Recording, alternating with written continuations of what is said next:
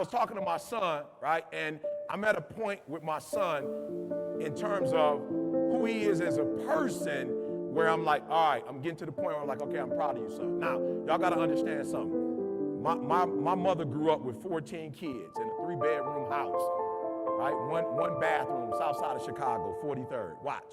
So the way my mom dealt with us, it was a lot. When I look at how other people raise their kids, my mom raised us a lot harsher than how I saw the average kids. As a matter of fact, when I grew up, people used to dog my mother out and try to pit me against my mom because they was like, this is unbelievable. But being an adult, I realize now, because we had 3 generations of families that did not win, my mom was making sure that she pushed me so that I could win, right? So what do I mean by that? What I mean by that was, you know how most parents, when their kids are born, I don't care what they look like, they're the cutest person in the whole wide world. You ever seen that before? Like, a couple of them kids not that cute, but they still, you know what I'm saying? I'm just being real. I never met nobody that was like, my kid, not on the attractive side. I've never seen that before, right? Every child I ever met is the smartest kid in the world, right? Their kids was talking or walking before any kid had ever talked or walked before, right? So that's how most people raise their kids. And there's nothing wrong with that. My mom wasn't on that. My mom, if I was bad, he bad. Right? Police used to come to the crib because I would steal, and they knock on the door, and my mom would be like, hold on, he downstairs. My mother would never say he didn't do it. She's like, let me call Eric upstairs real quick. Eric, did you steal something from the store? Teacher called the house, Eric was acting a fool in class. My mother never went, not my son. My mom was like, I know you was acting a fool. Please tell me what you did before we go up to the school. Right? So I deal with my son the same way, right? So I don't make myself proud of him for like doing stuff that really just not should be proud worthy, but we're just gonna make something up like I'm proud of you, son. I don't. Like, for real, you gotta really do something for me to like be proud of yourself. Why? Because I feel like if he was gonna be, let's just say he was gonna be living in my house for the rest of his life, I would treat him differently. I would, but he gotta go in the real world. So when he go in the real world, I don't want him to think that stuff that we congratulate, when he go in the real world, they're not congratulating, he like, what's going on? There's nothing going on, son, it's just the real world. You're not their son, so they're not gonna clap for every single thing you do. So we're not gonna make it look like the stuff that you do that you just should be doing on your own. We're not gonna look like that's A-worthy. It's not. So I've been proud of my man the last couple of months. I'm like, yo, for real, I see it. Like, I see you are starting to, you know what I'm saying? Like, you're starting to get this thing, boy, and I'm proud of you. I see where you're going with this. So we had a conversation recently because I see he on the way. And so I'm like, okay, I see you in a serious relationship. You're young. You're in a serious relationship. I see you serious. I see you trying to make money. He'll call me, Dad, I need to do this. I'm like, I got you, right? So I got to help you all out. So my first challenge is that we go to school for all these years and they never really show us the importance of dreaming, right? I look at school and I'm like, yo, the way school is designed is it's designing you to be prepared to work for somebody else. And I'm not even upset with that, but there's little of you that you get, right? Y'all got to work with me because this is deep. Right? So I said to my son, son, I got to ask you a question, like, and I'm being serious. I said, do you believe you created yourself? He was like, what? I was like, do you believe you created yourself? He said, no. I said, do you believe there's a creator? He said, of course I do. I said, no, don't do that. Don't do the dad thing, because you know who I am, and you know, like, I'm about that life. Like, don't answer, like, I'm asking you for real, for real. You don't owe me nothing. This is you. Do you believe that there's something out here that's bigger than you? He said, of course I do, Dad. I said, do you believe as a human being, not in a braggadocious way, but that you are the greatest level of all creation? Like over a deer? He's like, you be better than the eagle? I'm like, yeah, like an eagle. He's like, of course, we can make decisions, we can do things. I said, okay. I just want to go back again. You don't believe you're a creator? He said, no, but you believe there's a higher power. He was like, yeah. And I said, okay. You believe as a human, you powerful. He was like, of course. I say, so as a human, do you believe you were just born to be in a relationship, have sex, and have money and buy stuff?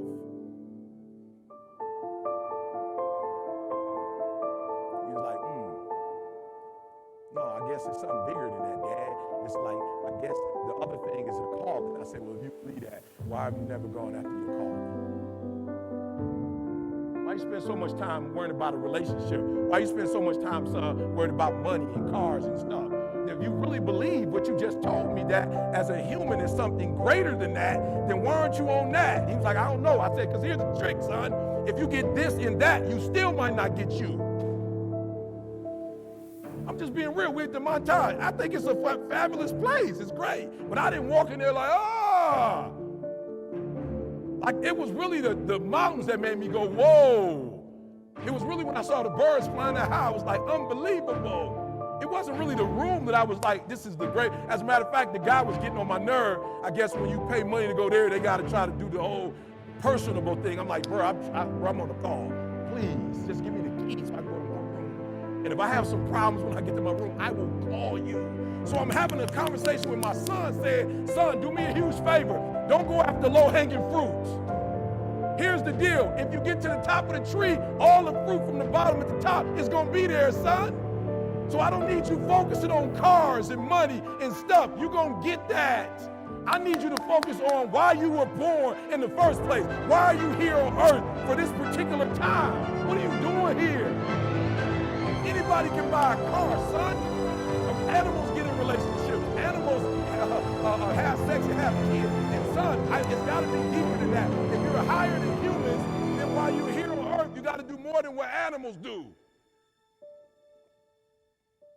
And so when they talked about dreams and legacy, I was like, yo, people don't get it. Write this down. Your DNA is in your dream. Your DNA is in your dream. So it was funny. I was walking with CJ Father the other day, and we were talking, and I promise y'all, like every single time we talk, I don't care when it is, I don't care how long we talk, we always talk about the relationship he had with his father, and I know that the impact that it had on his kid. Listen to me, his DNA, his dream, his DNA is family. Like, that's all he cared about is his son. Like, when we go out, I never saw him dressed like a certain way. Like, he's never like, hold on, E, I got to get the polo shirt. And every time I talk to him, it's the same thing. His DNA, his dream, his DNA, his kids has formed his life. It has formed who he is as a man. And most of y'all chasing stuff, you don't realize your dreams are so important because your DNA, who you are as a person, is wrapped up in your dreams. And what this world has done to you is take that from you because they know if you know who you are and you get your dream, you're probably not going to work for most of them. You're probably not going to do most of the dumb stuff you're doing. If, like, for real, if you knew your dreams and you followed your dreams and you followed your DNA, most of you probably would have never been on drugs. I've never met a person before who knew who they were and was on drugs. Raise your hand. There was a time in your life you didn't know who you were and you were on substance. Raise your hand. So what I'm telling you, when you leave, I'm not playing no card game right now. We're not playing a house game. I don't know if you really heard what your mom said. He talked about what his daughters are doing and the language that his daughters are speaking. That's tier 2. We'll get there in a minute. Your DNA, your genetic information is in your dreams. Who you are as a person. And so what this society will do is tell you, you need to be on the Oprah Winfrey show. That's what they'll tell you when you become a motivational speaker and you start traveling through the earth and you start making some moves. They'll tell you, you got to be on the Oprah show. And until you get on Oprah's show, you're nobody. You got to have a best-selling book. If you don't have a best-selling book, you're nobody. And so you start living your life not to do what you were born to do and what you were created to do. You start doing what everybody else wants you to do so you can fit in. And I'm telling you, I don't care how successful you are in that, you're not a success. Why? Because in your dreams, when God showed me the Nobel Prize, that was something that I had when I was 2 years old, but I wasn't mature enough for it. It's just recently that I've been mature enough to understand that. I watched LeBron get the championship, y'all. I saw LeBron win the finals. I saw him cry. I was there when MJ won when his father died. I saw him cry, guys. And I saw, I'm from Detroit, so the Red Wings would win on a consistent basis. I saw him hold up the Stanley Cup, and people were cheering. And I said to myself, I'll never get an NBA title. I'll never get a Stanley Cup. But what's my title? And it was like the Nobel Prize. That's what you need to be pushing for. That's what will fulfill your dreams. So the first thing I need you to write down is, and I just need you to be honest, have you spent a lifetime following other people's dreams, a mixture of their dreams and your dreams, or your dreams completely? I want you to write it down. Come on, we gotta go to work. We gotta go to work because the where I can get you to identify how much energy you put in others and in other people's dreams, and I can get you to pull back, and I can get you to do what you were born to do, what you were created to do. Whew. Now, why is dreaming important? I don't care what level you get to. I need you to dream, right? I need you to dream. God, I need you to spend a considerable amount of time dreaming every single day. Let me tell you why. I've noticed that the people who dream and those people who dream big have a different kind of life than the people who don't dream. So if you were here and you're like, I'm scared, whatever you do this for me. Do not sabotage yourself with fear. Fear is not real. That's something in your brain. Like, it does not exist. How do we get over it? You get over it by dreaming of what you can be. Come on, y'all got to hear what I'm saying. There are those of you in this room, you spend a majority of your life doing what other people want you to do. You don't even know who you are. And so even what you're doing, you're not doing at 120% because you're doing what somebody else wants you to do, and you're not good enough to be somebody else. Raise your hand. Eric, it's probably been my whole life, I probably followed other people's dreams. I don't really know what my dreams are. Raise your hand. I don't really know what my dreams are. Come on, high. We're going to overcome today. I don't need to play. Come on, give me, I'm saying it again, put your hands down. I want this, right? I want thrill, and I want full ownership of it. Eric, I probably have never even lived my dream before. I've been busy living other people's dreams. Let me see your hand. Hands down. And be real. I've been like maybe 50-50. People's dreams, my dreams. Let me see your hands. Good. Hands down. Hands down. I've just all my dreams and nothing else. Let me see your hands. Good. So this is what I need from you. For real, for real. This is what I need. This is number one.